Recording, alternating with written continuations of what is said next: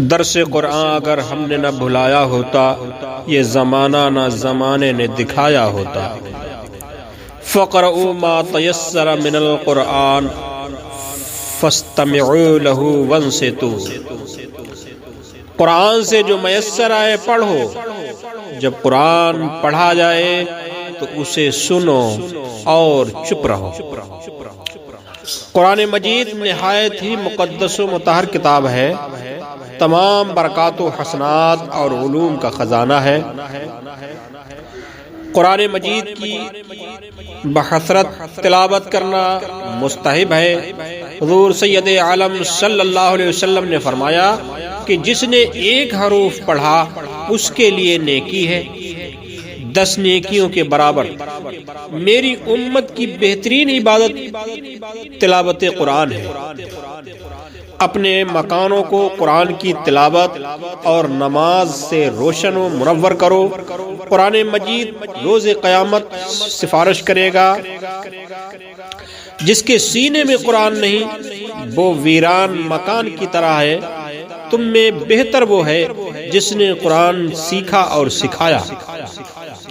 حافظ قرآن کے والد کو روز قیامت ایک ایسا تاج پہنایا جائے گا جس کی روشنی سورج کی روشنی سے زیادہ ہوگی۔ سبحان اللہ۔ تمام قرآن حفظ کرنا امت پر فرض کفایہ ہے۔ اگر حفاظ کی تعداد کثرت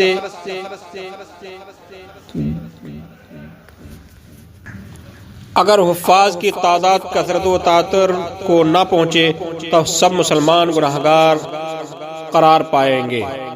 قرآن مجید کا دیکھ کر پڑھنا زبانی پڑھنے سے افضل ہے، کیونکہ قرآن مجید کو دیکھنا اور ہاتھ سے چھونا بھی عبادت ہے۔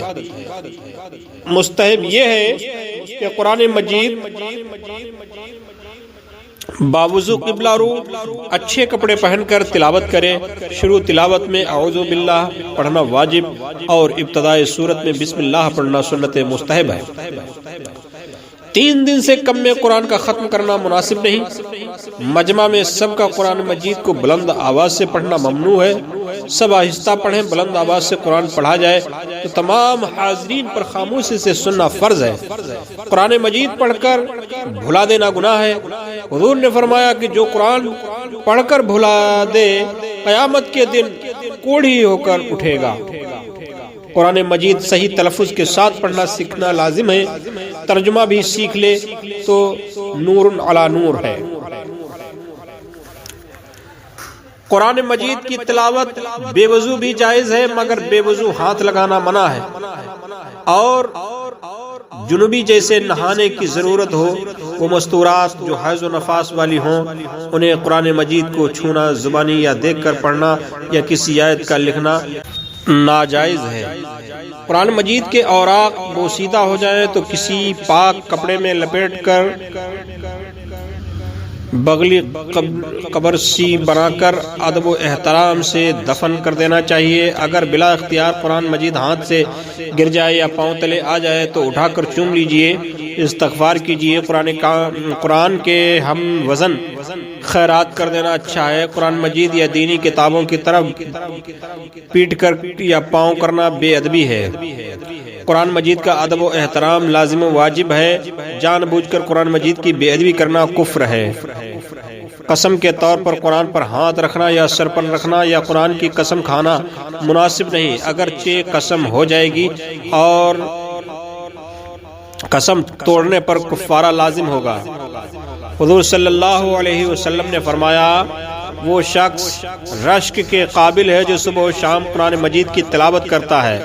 بوقت تلاوت قرآن ہنسنا، بے فائدہ بات کرنا، بے جا حرکت کرنا، ناجائز چیز کی طرف دیکھنا، کسی سے بات کرنے کے لیے تلاوت قطع کرنا بہت ہی نامناسب ہے۔